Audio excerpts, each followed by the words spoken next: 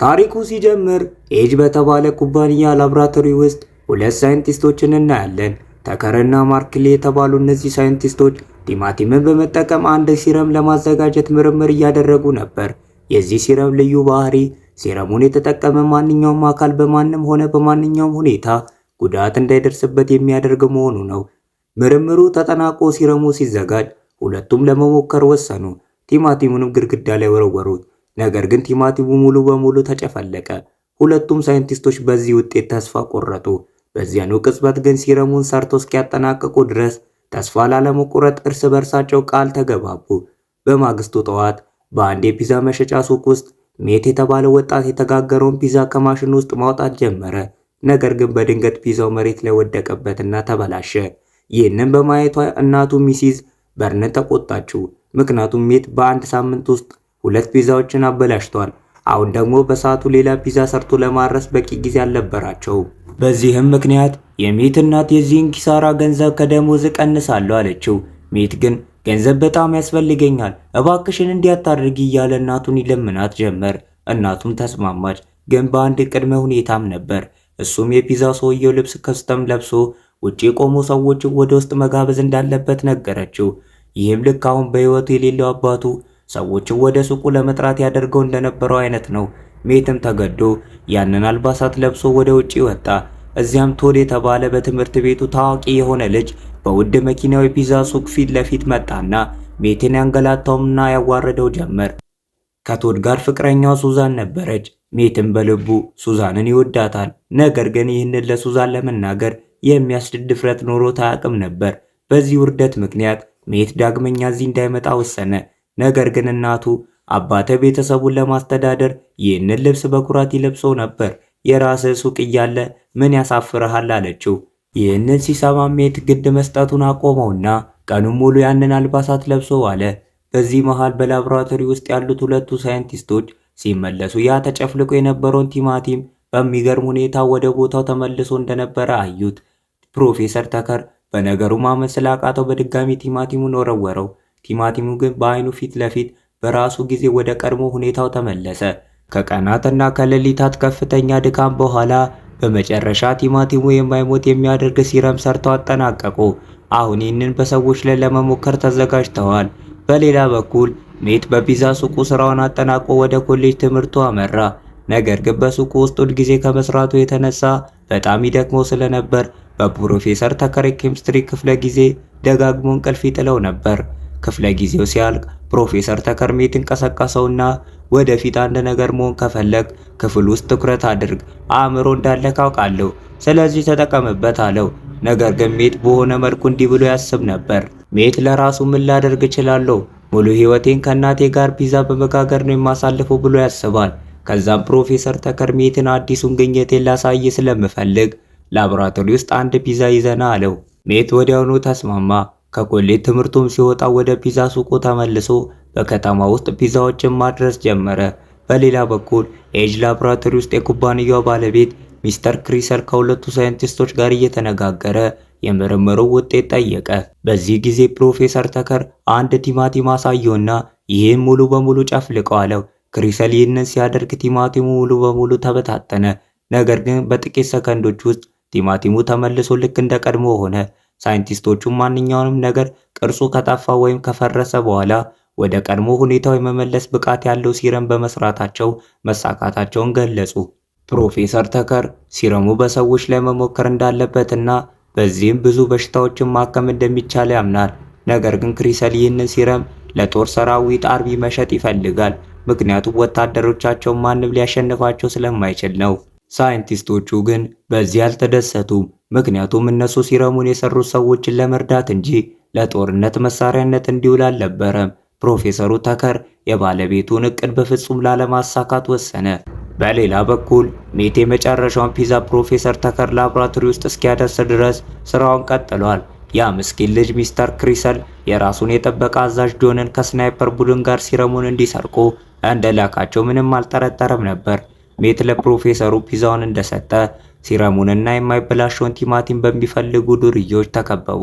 ፕሮፌሰር ተከር ግን አልሰጥም በማለት በግልጽ እምቢ አለ። ነገር ግን ሁለተኛው ሳይንቲስት ማርክሊ ሁሉንም ነገር ለጋንግስተሮቹ አሳልፎ ሰጠ። እሱም ከሚስተር ክሪሰል ጋር እንደተባበረ ይፋ አደረገ። ከዛም ማርክሊና ጋንግስተሮቹ እቃውን ይዘው ወጡ። መንገድ ላይ ያሉ ማርክሊ ቲማቲሙን መሬት ላይ ጣለውና ቲማቲሙ ተመልሶ እስኪስተካከል መጠበቅ ጀመሩ። ነገር ግን ቲማቲሙ ስላልተስተካከለ ማርክሊ ፕሮፌሰር ተከር ለማንም ሳይናገር ቲማቲሙን እንደቀየረ ተረዳ። በዚህ ጊዜ ፕሮፌሰር ተከር ቁም ሳጥኑ ሎከር ውስጥ እውነተኛውን ቲማቲምና መርፌ አውጥቶ በኪሱ ደበቀ። ከዚያም ከቤት ጋር በመሆን ከህንፃው ለመሸሽ ሞከሩ። ነገር ግን ከጋንግስተሮቹ ጋር ተጋጠሙ። ጋንግስተሮቹም ጥይት አዘነቡባቸው። በዚህም ምክንያት ፕሮፌሰሩን ጥይት መታው። አንዲት ጥይት ደግሞ የሜትን ትከሻ ጭራው አለፈች። ይህ ሁሉ ሆኖም ግን ሁለቱም ጣሪያው ላይ ለመድረስ ቻሉ። እዚያም ተከር ለሜት አንድ መርፌ ወጋው። ይህም ቁስሎቹ በቅጽበት እንዲድኑ የሚያደርግ ነው። በመቀጠልም ይህን ቲማቲም ብላው፣ ጥንካሬን ይጨምርልሃል። አሁን ጥንካሬ ለጥሩ ነገሮች ብቻ ተጠቀምበት አለው። መጨረሻ ላይም ፕሮፌሰሩን ጋንግስተሮቹ አገኛቸው። ጋንግስተሮቹ ለፕሮፌሰር ተከር ህይወትን እንድትተርፍ ከፈለግ ቲማቲሙን ስጠን አሉት። ነገር ግን ተከር በዚያኑ ቅጽበት ከኪሱ የኬሚካል ጠርሙስ አውጥቶ መሬት ላይ ፈጠፈጠው። ከፍተኛም ፍንዳታ ተፈጠረ። ጠላቶቹ በድንጋጤ ደነዘዙ። ነገር ግን በሚያሳዝን ሁኔታ ፕሮፌሰሩ በደረሰባቸው ቁስል ምክንያት ሊተርፉ አልቻሉም። በሜታይም ፊት ለፊት ህይወታቸው አለፈ። ሜት በንዴት ተሞልቶ ያንን ልዩ ቲማቲም ለመብላት ወሰነ። ጆን ሊያስቆመው ቢሞክርም ሜት በዚያው መሃል ከህንፃው ጣሪያ ላይ ወደ መሬት ወደቀ። ነገር ግን ሜት ምንም እንዳልተፈጠረ ሆኖ ከመሬት ተነሳና በመኪናው ውስጥ ገብቶ ከዚያ አካባቢ ሄደ። መኪናውን እየነዳ ያለ ሜት ህመም መሰማት ጀመረው። ቀስ በቀስም ራሱን መቆጣጠር አቃተው። መኪናውንም የእግረኛ መንገድ ላይ አቆመ። እንደ አጋጣሚ ሆኖ መኪናውን ያቆመው ልክ የሱዛን ቤት አጠገብ ነበር። ሱዛን የሱን ሁኔታ አይታ ወደ ቤት አስገባችው። እሷ ውሃ ለማምጣት ስትሄድ ቶድ ፍቅረኛዋ መጣና ይህ ሰው እዚህ ምን ያደርጋል? ወደ ግብዣው አልጠራነውም ብሎ ጠየቀ። ሜት ሊያስረዳው ቢሞክርም ቶድ ግን በግድ ሊያስወጣው ሞከረ። ሜትን በቦክስ መታው። ነገር ግን ሜትን በመምታቱ የራሱን እጅ አሳመመው። የቶድ ጓደኞች ሊረዱት ቢመጡም ሜት ግን በቀላሉ ሁሉንም አሸነፋቸው። አንዱንማ የፒንግ ፓንግ ጠረጴዛ ላይ ወረወረው። ከዛም ሜት ወደ ቤቱ ተመለሰ። ነገር ግን የቲማቲሙ ኢፌክት ስላለቀቀው ሶፋ ላይ እንዳለ ራሱን ሳተ። በማግስቱ ሜት ከእናቱ ጋር ቁርስ እየበላ እያለ ትላንት የበላው ቲማቲም በእውነት ጉልበት ሰጥቶኛል ብሎ አሰበ። በመጀመሪያ የሚቃጠል እሳት በእጁ ነካ። ምንም አይነት ህመም አልተሰማውም። ከዚያም መኪናውን በእጆቹ ብቻ ለማንቀሳቀስ ሞከረ። በጣም በቀላሉ መኪናውን አነሳው። ፕሮፌሰር ተከር የነገሩት እውነት እንደሆነ በዚህ ተረጋገጠ። ከዚያም ሜት ወደ ፒዛ ሱቁ ሄደ። እዛም በቲቪ የፕሮፌሰሩን ሞት ዜና ሰማ። ሁኔታውም ይበልጥ የሚያባብሰው ደግሞ ጆንና ሰዎቹ ሱቁ ድረስ መጡና እናቱን ልጅሽ የት ነው ብለው ጠየቋት። ሚሲስ በርንስ እናቱ ፖሊስ አለመምሰላቸውን አይታ ያለ ፍርድ ቤት ትዕዛዝ ማንም እዚያ አይገባም በማለት እንዲወጡ ነገረቻቸው። ጆን ግን በግድ ሰዎቹ ወደ ውስጥ እንዲገቡ አዘዘ። ሚስስ በርንስ በድንገት በቤዝቦል ቤት አንዱን መታችው። የጆን ሰዎችም ጠመንጃቸው ወደ እሷ ደቀኑና ልጅሽ የት እንዳለ ንገሪን አሏት። ሜት ይህንን ሁሉ ከኩሽና ሆኖ አየ። እናቱን ለማዳን የአባቱን አልባሳት ለመውሰድ ሄደ። ጆንና ሰዎቹ እናቱን እየገፋፉ የኩሽና እቃዎችን ማውደም ሲጀምሩ በድንገት አንዱ የጆን ጓደኛ በአየር ላይ ተወርውሮ ሲሄድ ታየ። ሁሉም ዘወር ብለው ሲያዩ አልባሳቱን የለበሰው ሜት ቆሞ ነበር። ሜትም እኔ ሱፐር ሂሮ ነኝ፣ ስሜን ፓወርማን ይባላል አለ። ጆንና ሰዎቹም አንተ ዝም ብለህ የፒዛ ሰው ነህ በማለት ይሳለቁበት ጀመር። ሜት ግን በአዲሱ ጉልበቱ ሁሉንም ማጥቃት ጀመረ። አንዱ ጥይት ቢተኩስበትም ጥይቱ የሱን ልብስም ሆነ ሰውነት ሊጎዳው አልቻለም። ጋንግስተሮቹንም ካሸነፈ በኋላ ጆንን ያዘው። ጆን ከእኔ ጋር ወደ ላብራቶሪ ና ይለው ነበር። ሜት ግን አሁንም በፕሮፌሰሩ ሞት ከፍተኛ ንዴት ውስጥ ስለነበረ ጆንን ወደ ኋላ ገፋው። ነገር ግን በዚህ መሃል የጆን እግር ተንሸራቶ ወደ ማብሰያው ምድጃ ኦቭን ውስጥ ገባ። በዚህም ምክንያት ግማሽ ፊቱ በከፍተኛ ሁኔታ ተቃጠለ። ጆን በድንጋጤ ሰዎቹን ጠርቶ የተቃጠለ ፊቱን ለመታከም ወደ ዶክተር ጋር ሮጠ። ውጊያውም እንዳበቃ ሜት እናቱን በቀጥታ ወደ ሆስፒታል ወሰዳት። ከጥቂት ደቂቃዎች በኋላ እናቱ ነቃችና ምን ተፈጠረ ብላ ጠየቀችው። ሜትም ሙሉ ታሪኩን ነገራት። ሚስስ በርንስ ታሪኩን ከሰማች በኋላ ሁሉንም ነገር እስኪረጋጋ ድረስ ሱቁ ዝግ ማድረግ የተሻለ እንደሆነ ወሰነች። በተጨማሪ ሜትን እንዲህ አለችው፣ ራሴ ስቼ በነበረበት ጊዜ አባትን በህልም ያየሁት። የፒዛ ማረሻ ልብሱን ለብሶ በልዩ ኃይል ሲጠብቅ አየሁት። ሜት ይህንን ሲሰማ በዚያው በፒዛ ሰውዬ አልባሳት ለመዋጋት ወሰነ። ጉልበቱንም ሰዎችን ለመርዳት እንጂ ለክፉ ነገር ላለመጠቀም ቃል ገባ። በሌላ በኩል በሌላ ሆስፒታል ክፍል ውስጥ የጆን ፊት በፋሻ ተጠቅልሎ ነበር። ዶክተሩ ጆንን ከመረመረው በኋላ ፊቱን ለማከም ከሰውነቱ ሌላ ክፍል ስጋ ተቆርጦ ፊቱ ላይ መለጠፍ እንዳለበት ነገረው። ጆን በመስታወት ራሱ ሲመለከት በዛ የፒዛ ልጅ ምክንያት በጠፋው ፊቱ ተበሳጨ። በማንኛውም ዋጋ ከሱፐር ሄሮ ለመበቀል ማለ። ሜቲንን ሁሉ ሳያውቅናት ሆስፒታል ስለሆነ ሱቁን ለመዝጋት ሄደ። በዛን ጊዜ ዲቴክቲቭ ሞዘር መጣና ሜትን ወደ ፖሊስ ጣቢያ እንዲሄድ ነገረው። ፖሊስ ጣቢያ እንደደረሱ ሜት እናቱ ላይ ጥቃት ሲሰነዝር የሚያሳየውን የሲሲቲቪ ቪዲዮ ለዲቴክቲቭ ያሳየው ጀመር። ሞዘር ደግሞ ጋንግስተሮቹን ድባቅ የመታውን ጭንብል የለበሰው ሰው አሳየው። ሞዘር ሜት ራሱ ፒዛ ማን እንደሆነ ጠረጠረ። ሜት ግን እኔ አይደለሁም፣ እኔ ብቻዬን ከነዚህ ሁሉ ጋንግስተሮች ጋር እንዴት እዋጋለሁ? የኔ ሰውነት አይተው እናቴን አንስቼ ሆስፒታል ማድረስ የምችል ይመስሎታል? በማለት ክዶ መለሰ። ዲቴክቲቭ ሞዘር ሜትን አይቶ አዎ አትመስልም ብሎ አመነ። ነገር ግን ዲቴክቲቭ ያ ፒዛ ማን እንደሆነ ለማወቅ ምርመራዬን እቀጥላለሁ አለ። ከፖሊስ ጣቢያ ከወጣ በኋላ ሜት ወደ ፕሮፌሰር ተከር የቀብር ስነ ስርዓት ሄደ። እዛም ሱዛንን አገኘና በፓርቲው ላይ ቶድንና ጓደኞቹን በመምታቱ ይቅርታ ጠየቀ። ሱዛን ግን ለምን ይቅርታ ተጠይቃለህ? እነሱ ናቸው መጀመሪያ ጥቃት የሰነዘሩብህ፣ አንተ ራስህን ነው የተከላከልከው። የቶድ ባህሪ በጣም መጥፎ ነበር፣ እኔም ከሱ ጋር ተለያይቻለሁ፣ ብሬክ አፕ አድርገናል አለችው። ሱዛን ከቶድ ጋር መለያቷን ስትነግረው ሜት በደስታ ሆድ ውስጥ ቢራቢሮች የሚበሩ ያህል ተሰማው። ሁለቱም ለጥቂት ጊዜ በዚህ መልኩ ሲያወሩ ቆዩ። በሌላ በኩል ሚስተር ቺዝል እና ፕሮፌሰር ማርክሊ ሲረሙን እንዴት መልሰው ማግኘት እንደሚችሉ እየተወያዩ ሳለ ጆን የተቃጠለ ፊቱን ይዞ መጣ። ጆን የፒዛ ማንን ኃይል ለራሱ እንደሚሰርቅም ተናገረ። በተጨማሪም ቺዝልን በመታዘዝ ሰልችቶኛል፣ ከእንግዲህ የኩባንያው መሪ እኔ ነኝ አለ። ቺዝል አብዳሃል እንዴ ቢለውም ጆን ግን ሽጉጡን አውጥቶ ቺዝልን ገደለው። የቦሱን ወንበር በመያዝ ራሱ አዲሱ መሪ እንደሆነ አወጀ። አዲሱ ስሙንም ቢግ ቺዝ ብሎ ሰየመ። ጆን ቢግ ቺዝ ፕሮፌሰር ማርክሊ ሲረሙን ከፒዛ ማን አካል ውስጥ ማውጣት የምትችልበትን መንገድ ፈልግ ብሎ አዘዘ። ይህም ፎርሙላውን ሰርቶ በራሱ ላይ ለመጠቀም እንዲችል ነው። ሳይንቲስቱ ማርክሊ ምርምሩን ደግሞ ሲያይ የፒዛ ማን ደካማ ጎንን አገኘ። በትንባሆ ቅጠል ውስጥ የሚገኝ ባክቴሪያ ጭስ በቲማቲም የሰውነት መዋቅር ላይ ተጽዕኖ ስለሚያደርግ የፒዛ ማን ኃይል እንዲጠፋ ያደርጋል። ቢግ ቺዝ በዚህ ተደስቶ ሰዎቹ ጭሱ ወደ መሳሪያነት እንዲቀይሩ ታዘዘ። ሁሉም ዝግጁ ሲሆን ቢግ ቺዝ ከጋንግስተሮቹ ጋር ሆኖ ሜት ወደሚማርበት ኮሌጅ አመራ። በዚያን ጊዜ ሜት በኬሚስትሪ ክፍለ ጊዜ ላይ ሳለ በድንገት ህመም ተሰማውና ወደ ሽንት ቤት ሄደ። ቢግ ቺዝ እና ሰዎቹ ኮሌጅ ገብተው ተማሪዎችና ፕሮፌሰሩን በማስፈራራት ስለሜት ጠየቁ። ሱዛን ወዲያውኑ ለሜት ጋንግስተሮች እየፈለጉ ነው የሚል መልእክት ላከችለት። ሜትም ሽንት ቤት ውስጥ ሆኖ በፍጥነት የፒዛ ማን ልብሱን ለበሰ።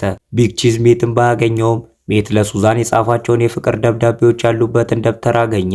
ሱዛን እዛ መሆኗን ሲያቅ ሜትን ወደ ወጥመድ ለማስገባት እሷን አገታት። ጋንግስተሮቹ ሱዛንን ይዘው ሊወጡ ሲሉ ፒዛማ መንገዳቸውን ዘጋና ሱዛንን ልቀቋት አላቸው። ቢግ ቺዝም ሰዎቹን የሲጋራውን ጭስ እንዲረጩ አዘዘ። ልክ ፕሮፌሰር ማርክሊ እንዳሰበው ሆነ። ሜት ኃይሉን አጣ። ጭሱንም መቋቋም ስላልቻለ መሬት ላይ ወደቀ። ቢግ ቺዝም ከሰውነቱ ሲረሙ እንዲያወጡና እንዲገሉት ትዕዛዝ ሰጠ። ነገር ግን እነሱ ከመግደላቸው በፊት የክፍለ ጊዜ ሰዓት ስላላለቀ ተማሪዎቹ ወደ ኮሪደር ወጡ። ቢግ ቺዝም ሱዛንን ይዞ ሲሄድ ሰዎቹ ሜትን እንዲጨርሱ አዘዘ።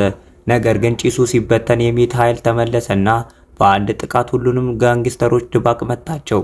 ሜት ሱዛንን ለማዳን ቢሮጥም ቢግ ቺዝ ግን ቀድሞ ወደ መደበቂያ ይዟት ሄዷል። ሱዛንን ላብራቶሪ ውስጥ አስሮ ከኢንቨስተሮች ባለሀብቶች ጋር ስብሰባ ገባ። እዛም ፕሮፌሰር ማርክሊ ከሜት አካል የወጣውን ሲረም ያለበትን ደም አሳያቸው። ቢግ ቺዝ ጥቂት የሲረም ናሙና በራሱ ላይ ሞከረ። በቅጽበትም የፊቱ ጠባሳ ጠፋ። ነገር ግን ከጥቂት ቆይታ በኋላ ጠባሳው ተመልሶ መጣ። ይህም ሲረሙ በቋሚነት እንዲሰራ ለማድረግ ገና ብዙ ምርምር እንደሚያስፈልገው አረጋገጠ። ሆኖም ለኢንቨስተሮቹ ያየሁት ናሙና በቂ ነበር፣ ምርምሩም ከተጠናቀቀ ገንዘብ እንደሚያፈሱ ቃል ገቡ። ስብሰባው እየተካሄደ ባለበት ወቅት ሜት ሱዛንን ለማዳን ከህንፃው ውጪ ደረሰ። መጀመሪያ ግን የኤጅ ኩባንያ ጥበቃዎችን ማለፍ ነበረበት።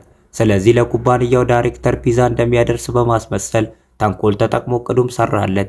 ጥበቃው ወደ ውስጥ እንዲገባ ፈቀደለት። ሜት የፒዛ ማን ልብሱን ሊፍት ውስጥ ለበሰ። ቀጥታ ቢግ ቺዝ ቢሮ በመግባት በንዴት ሱዛን የት ነች ብሎ ጠየቀው። ቢግ ቺዝ ግን አልደነገጠም። ይልቁኑ የደም ናሙናን ከሰጠኝ ልጅቷን እለቅልሃለሁ የሚል ነገር አቀረበለት። ለሱዛን የጨነቀው ሜት በስምምነቱ ተስማማ። ነገር ግን ቢግ ቺዝ አጋጣሚን በመጠቀም ሲጋራውን አቃጠለና ጭሱን ሜት ፊት ላይ ነፋበት። ሜትም ወዲያውኑ ኃይሉን አጣ። ከዚያም በግድ ወደ ሚስጥራዊ ላቦራቶሪ ወስደው ዘጉት። ሜት ሲነቃ በቃሬዛ ላይ ታስሮ ራሱን አገኘው። ቢግ ቺዝም በደም ብዙ ሲረም እሰራለሁ፣ ነገር ግን ምስክር በህይወቴ ላይ መተው አልወድም በማለት አሾፈበት። ፕሮፌሰር ማርከሊ ደሙን ከወሰደ በኋላ ሜትን እንዲገለው አዘዘው። ሜት ተስፋ በመቁረጥ ቢያንስ ሱዛንን ልቀቃት አለው። ቢግ ቺዝ ግን ምንም ማስረጃ አልተውም ብሎ አስጠነቀቀው። ፕሮፌሰር ማርከሊ የደሙን ናሙናውን ወስዶ ሜትን የሚገደልበትን መርዝ ሊወጋው ተዘጋጀ። የፒዛማን መጨረሻ የቀረበ መሰለ። ነገር ግን በዚያው ቅጽበት 3 የታጠቁ ፖሊሶች ላብራቶሪ ውስጥ ገቡ። ሜት ወደ ህንፃው ከመግባቱ በፊት ለዲቴክቲቭ ሞዘር ደውሎ ስለነበር ፖሊስ በሰዓቱ ደርሶ ሜትን አዳነው። ቢግ ቺዝ ግን እጅ አልሰጠም። ላብራቶሪ ውስጥ የተኩስ ልውውጥ ተጀመረ። ፖሊሶቹ ልጆቹን ለማዳን ወደፊት ሲገፉ ቢግ ቺዝ እና ማርክሊ በህንፃው ውስጥ ለመደበቅ ሸሹ። በዚያ ተኩስ መሃል ዲቴክቲቭ ሞዘር ሜትን ካታሰረበት ፈታውና ዲቴክቲቭ ሞዘር ሜትንና ሱዛንን በመኪና ወደ አስተማማኝ ቦታ ወሰዳቸው። ከጥቂት ቆይታ በኋላ ማዘር ቡድኑ ወሮበሎቹ እንዲያሳድዱ አዘዘ። 2 ፖሊሶችም ላቦራቶሪ ውስጥ ፕሮፌሰር ማርክሊን አገኙት። ሳይንቲስቱ ማርክሊ የፒዛማን የደም ናሙና በመጠቀም የሴረሙን ፎርሙላ በራሱ ላይ ሞከረ። አሁንም አልሞትም ብሎ አሰበ። ነገር ግን ፖሊሶቹ በኤሌክትሪክ መምቻ ሲመቱት ወዲያውኑ ወደቀ። ይህም ፎርሙላው እንዳልሰራ አረጋገጠ። ቢግ ቺዝ ግን አሁንም አልተያዘም ነበር። ከቢሮ ሆኖ ፖሊሶቹ ላይ ጥይት ይተኩስ ነበር። ከመኪና ውጪ ሆኖ ሜት እና ሱዛን በራዲዮ ሁኔታ ይሰሙም ነበር። ሜት ፖሊሶቹን መርዳት አለብኝ አለ። ነገር ግን ከዛ በፊት ኃይሉ መመለሱን ለማረጋገጥ ራሱን በቦክስ መታው። ሆኖም የጭሱ ተጽዕኖ አሁንም በሰውነቱ ላይ እንዳለ ተረዳ። ምንም እንኳን ኃይል ባይኖረውም ሜት ያለ ኃይሉ ፖሊሶቹን ለመርዳት ወሰነ። የፒዛማን ልብሱን ለበሰና ወደ ህንፃው ሮጠ። ብዙም ሳይቆይ ቢግ ቺዝ ወዳለበት ፎቅ ደረሰ። ነገር ግን ቢግ ቺዝ የሜትን ክንድ በጥይት መታው። ፖሊሶቹ ፒዛማንን ሊረዱ ሲሞክሩ ቢግ ቺዝ አጋጣሚን በመጠቀም ወደ ህንፃው ጣሪያ ሸሸ። ሜትን ቢቆስልም ተስፋ ሳይቆርጥ ቢግ ቺዝን ማሳደዱን ቀጠለ። ቢግ ቺዝ ከአንድ ህንፃ ወደ ሌላ ህንፃ እየዘለለ ለማምለጥ ሲሞክር ሜትም ተከተለው። ሜት ለመዝለል ቢሞክርም ሳያሳካለት ቀረና በህንፃው ጣሪያ ላይ ተንጠለጠለ። ፒዛማን አቅመቢስ መሆኑን ያየው ቢግ ቺዝ ሊገለው ወሰነ። ቢግ ቺዝ ሜት የቆሰለበት ክንድ ላይ በመርገጥ ሊያሰቃየው ጀመረ። እንደ ድል ሆኖ ሱዛን እና ዲቴክቲቭ ሞዘር በሰዓቱ ደረሱ። ሞዘር ወዲያውኑ ቢግ ቺዝ ላይ ተኮሰ። ቢግ ቺዝ በጥይት ቢመታም አምልጦ ወደ መኪናው ሮጠ። በዚህ መሃል ፒዛማን ተነስቶ ያሳደደውና መኪና ማቆሚያ ፓርኪንግ እንደደረሱ ፒዛማን ከመኪናው በላይ ዘለለ። ቢግ ቺዝም የመኪናውን ፍጥነት ጨምሮ ወደ ጣሪያው ቢግ ቺዝ ተኩስ ከፈተ። ነገር ግን ፒዛማን ከጥይቶቹ ለማምለጥ ቻለ። ከዛም ቢግ ቺዝ በድንገት የመኪናውን ፍሬን ሲይዝ ፒዛማን ተወርውሮ በመኪናው ፊት ለፊት ወደቀ። ፒዛማን መሬት ላይ ወድቆ ሲያው ቢግ ቺዝ መኪናውን በከፍተኛ ፍጥነት ሊገጨው ነዳው። ነገር ግን በዚህ ጊዜ ዲቴክቲቭ ሞዘር በሰዓቱ ደርሶ መኪናውን መሃል ላይ በማጋደም የፒዛማንን ሕይወት አዳነ። ቢግ ቺዝ ከመኪናው ወጥቶ ዲቴክቲቭ ሞዘር ላይ ሽጉጥ ደቀነ።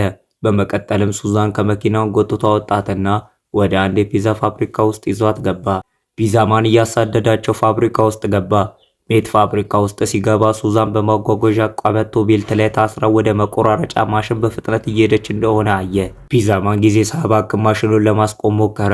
በዚያው ቅጽበት ኃይሉ ሙሉ በሙሉ እንደተመለሰለት ተረዳ። በከፍተኛ ጉልበት የማሽኑን መቆጣጠሪያዎች በሙሉ ሰባበራቸው። ሱዛንም ስለታማ ወደሆነ መቆራረጫ ማሽን ልትገባ ጥቂት ሲቀራት ፒዛማን በድንገት ተራምዶ ጎትቶ አወጣትና ሕይወቷን አተረፈ። አሁን የቀረው ቢግ ቺዝን ማስወገድ ብቻ ነበር። ፒዛማን ቢግ ቺዝን ፋብሪካው መጋዘን ውስጥ አገኘው። ከዚያም ለማምለጥ ምንም መንገድ አልነበረም። ቢግ ቺዝ ከእኔ ጋር ተባበር፣ አብረን ብዙ ሲረምን ሰርተን ሀብታም እንሆናለን በማለት ሊያባብለው ሞከረ። ፒዛማን ግን የፕሮፌሰር ተከረን ምክር አልረሳውም። ኃይሌን ለጥሩ ነገር ብቻ ነው የምጠቀመው በማለት እምቢ አለ። ቢግ ቺዝ ጥቃት ሊሰነዝር ሲሞክር ፒዛማን ወዲያውኑ መልሶ በመምታት ወደ ኋላ ገፋው። ቢግ ቺዝ ተወርውሮ ሌላ ማሽን ላይ ወደቀ። ያ ማሽን ደግሞ ወደ በረዶ ማቀዝቀዣ ክፍል ይወስዶ ነበር። ሜት ሊያድነው በፍጥነት ቢሮጥም በሰዓቱ ሊደርስለት አልቻለም። ሜታይም ፊት ቢግ ቺዝ ወደ ማቀዝቀዣው ማሽን ውስጥ ገብቶ ወደ ትልቅ በረዶነት ተቀየረ። በመጨረሻው ውጊያው በቃ። ዲቴክቲቭ ሞዘርም ሱዛንን በማዳኑና ወንጀለኞቹን ድባቅ በመምታቱ ፒዛማንን እንኳን ደስ አለ አለው። በዛን ጊዜ ፒዛማን ጭንብሉን አውልቆ እውነተኛ ማንነቱን ለዲቴክቲቭ ሞዘር ገለጠለት። ማዘርም ሜትን ሲያየው በጣም ተገረመ። ማዘር ለሜት ምክር ሰጠው። ከወንጀል ጋር መዋጋቱን ለእኛ ለፖሊሶች ተወው አለው። በመጨረሻ ሜት ሱዛንን ወደ ቤቷ አደረሳት። በመጨረሻም በልቡ ውስጥ ያለውን የፍቅር ስሜት በግልጽ ነገራት። ሱዛንም ወደ እሱ ቀረብ ብላ ሳመችው። ጀግናችን ሜት የልቡን መሻት አገኘ ማለት ነው። ታሪኩን በዚህ መልኩ በደስታ ተፈጸመ። በሚቀጥለው ቪዲዮ እንገናኝ። ታሪኩ ያው እዚህ ላይ አብቅቷል። ይመቻችሁ። ለማንኛውም ባካችሁ ዛሬ እንዳለ ጎሮሬን እያመመኝ ነው። ጎሮሬን እያመመኝ ምን አገባኝ ልትለዋ ልክ ነው። ምንም አያገባህም። ግን ያው የሚያገባ ካንተ ምን መሰለ የሚያገባሽ አንቺ ነን ብትሆኚ ማለት ነው። ሰብስክራይብ ማድረግ፣ በቪፒኤን ማየት፣ ሼር ማድረግ እነዚህ ምን ብታረጉ ምርጥ ነው እላችኋለሁ። ያው ዛሬ ጎሮሬን በጣም እያመመኝ ነው። ለዛ ነው። እሺ ከሚቀርባችሁ እቺን ያዙት። እሺ